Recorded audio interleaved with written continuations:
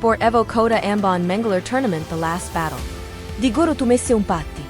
Ketua Panitia Turnamen, Bobby Rochmawan menjelaskan, pertandingan ini melibatkan 3 game online yakni Free Fire, Mobile Legends, dan PUBG. Dengan rincian masing-masing, Free Fire 48 slot, PUBG 43 slot, dan Mobile Legends 23 tim. Dikatakan, pertandingan ini tanpa mengenal batas usia, di mana dari kalangan anak-anak hingga orang dewasa diperbolehkan mengikuti turnamen ini. Sementara itu manajer EVO, Arung Samudra Bahari menuturkan, turnamen serupa sudah dijalankan setiap tahun, mulai sejak 2018 silam. Dengan harapan, skill-skill yang dimiliki anak muda Kota Ambon bisa dikembangkan melalui turnamen seperti ini. Apalagi, antusias dari tiap-tiap player juga cukup tinggi. Barakat para pemenang di tournament The Last Battle, Diantaranya.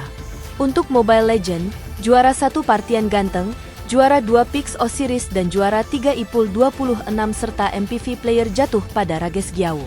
Untuk PUBG Mobile, juara 1 Aviso Legacy, juara 2 Evo Im dan juara 3 FDera serta Terminator PUBG Mobile jatuh pada Wolfo Smith. Untuk Free Fire, juara 1 Lombo Ambon, juara 2 Evo VTW dan juara 3 Betara Chair Off serta Most Kill Team Jadapada Lombo Ambon.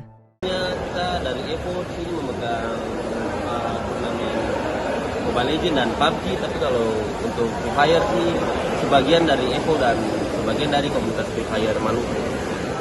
Maksudnya mungkin harapannya dari kami dengan adanya kegiatan ini bisa mengembangkan skill-skill atau apa orang bilang antusias bagi tiap-tiap player untuk melanjutkan yang apa yang dia mau untuk kedepannya menjadi pro player yang baik, dan juga mungkin ada perwakilan dari Indonesia Timur untuk dijadikan salah satu tim di region timur.